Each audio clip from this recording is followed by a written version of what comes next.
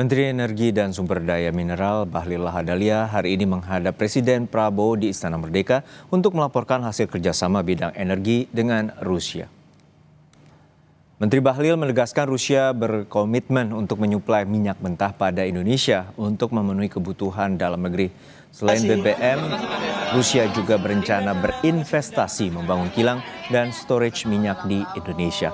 Bahlil sekali lagi menegaskan bahwa pemerintah tidak akan menaikkan harga BBM subsidi hingga akhir tahun.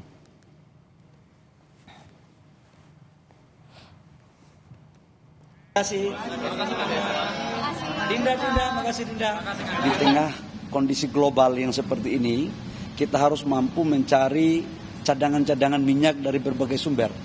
Tidak hanya di satu negara, tapi di hampir semua negara. Alhamdulillah kemarin atas arahan Bapak Presiden, sudah saya bertemu dengan Menteri ESDM dan utusan khusus daripada Presiden Putin.